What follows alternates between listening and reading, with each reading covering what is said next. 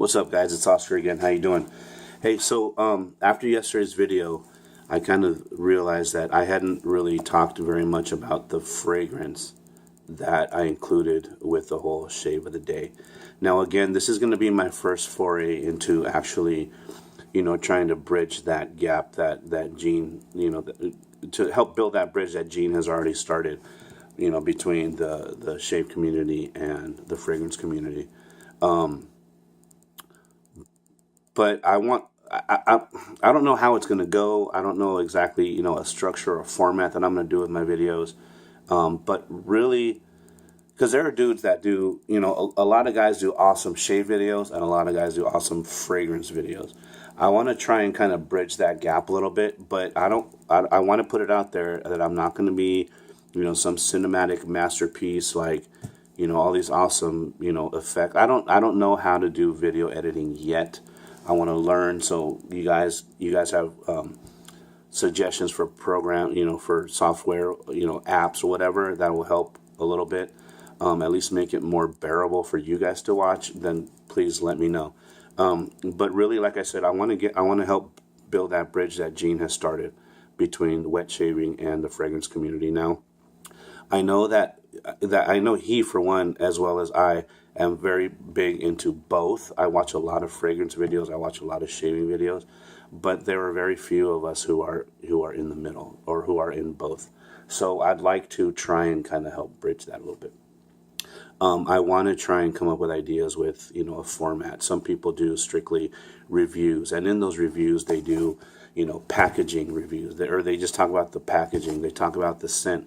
They get technical as far as the ingredients. They get technical as far as, but what I enjoy about fragrance is just a lot of times it conjures up a memory, or it just makes you feel a certain way. It makes me remember where I was when I smelled a certain type of flower or a certain something.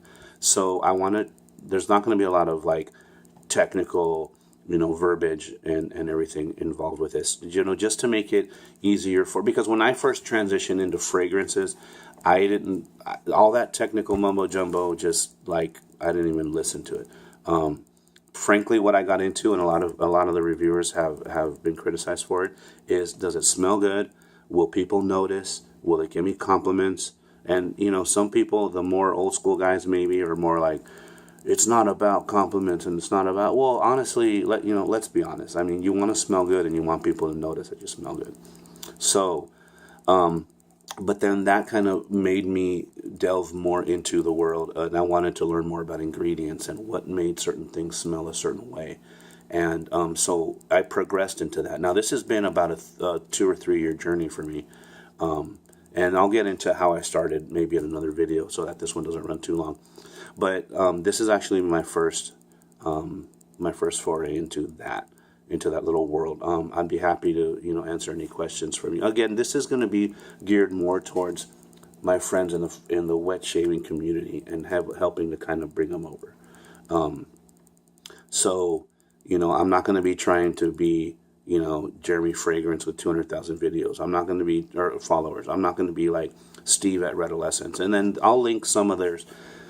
For some of you wet shaving guys, I'll link some of the channels of the guys that I like to watch. I'll put them, I'll link them down below, and then you kind of figure out who it is that you like to watch. Like I said, I like Jeremy because I found that a lot of his top 10s and a lot of the stuff that he likes is stuff that I actually like and already have, or stuff that he's kind of piqued my curiosity into. Now, he's the guy that has 200,000 something followers. He's a German guy. He's a model. So he's like awesome looking guy. He does videos with these really pretty girls, and he gets flack for that. But the proof is in the pudding, man. 200,000 subscribers, and just always putting out video and stuff. Steve at Redolessence, honest, straightforward, really good reviews, very informative. Seems like a very down to earth guy. His name's Frag Boy Stewie. I'll link all these. I like his reviews too. We're not always on the same page, but he's good. Manny David at Cascade Scents. I like him too. Younger guy, so he can help you kind of tap into a younger demographic. And there's a few more. I'll link them. But again, I discovered all these guys from just watching. Okay, just watching. And if you want to find out about a certain particular fragrance, you go into YouTube, you type in that fragrance, and then a bunch of reviews will come up. So that's kind of what I want to do. Again, it's not going to be technical. It's not going to be awesome, production value or whatever. It's just going to be straight out. This is what it smells like to me. This is why I like it, why I don't like it, and maybe I'll mix in a couple, giveaways and stuff to help my shaving amigos and hermanos come over into the fragrance world. So, but real quick, going into what I used yesterday, and I didn't even really delve into it at all because I was trying to figure out how am I going to bridge that wet shaving videos with the fragrance thing, and should I do it while I'm shaving, or should I do like a shave of the day / fragrance of the day recap? This is what I use, and this is what I'm using. Maybe I'll go that way, but all feedback is welcome. So what I used yesterday, and the reason I used this one was called French Lover by Frederic Malle. Frederic Malle is basically the perfumer, but what he does is he has different editions where he brings in different perfumers. In this case, it's Pierre Bourdon. I used Douglas's Bay Rum, and I don't have any type of Bay Rum fragrance. And again, with the strength of the aftershaves, you may not really need it. But if you're going to last throughout, the fragrance on the aftershave isn't going to last all day. So you kind of need something more potent to kind of complement it and extend that scent further out throughout the day. So, but while I was shaving with the Bay Rum, I got like an earthiness. I got an earthy woodiness. I got there was some booziness, and I have other boozy fragrances, but we'll get into that another time. But it just made me think of this one. Now, this was basically a blind selection on a raffle that I won. I believe I got it from Rob Cumberland. And again, fragrance raffles. There's a lot of guys who do a lot of them, and we'll talk about that another time as well.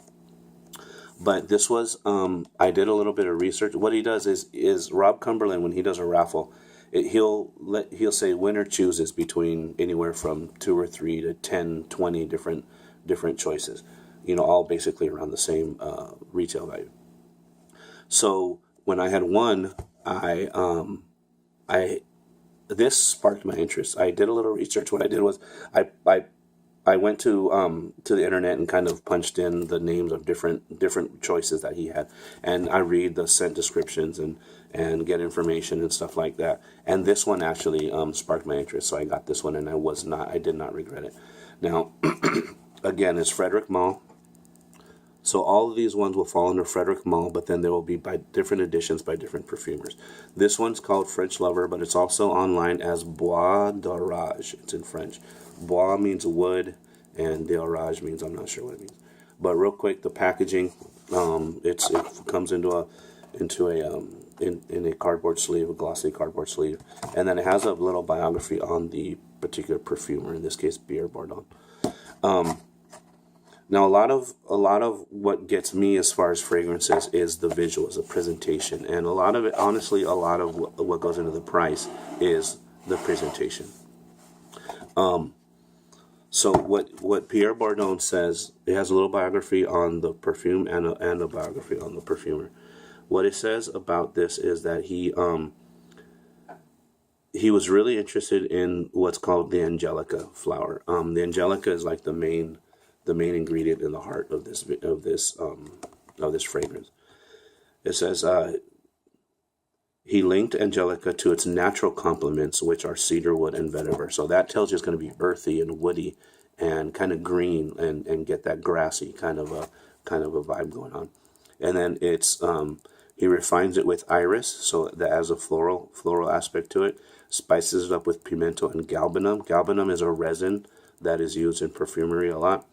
And he also adds patchouli, incense, and musk. So it's going to be a very, kind of masculine, more mature kind of a scent. The presentation also, it goes into this sleeve here. And then the bottle comes out of this styrofoam bed that it sits in. It's a magnetic top, and the spray is really, you'll see it's a pretty powerful spray. Now, right away you get that, an earthiness. Like I said, that earthiness in green, kind of a grassy, not like grass like right after you mow it, but not too far away from that. And if you delve more into the fragrance community or fragrance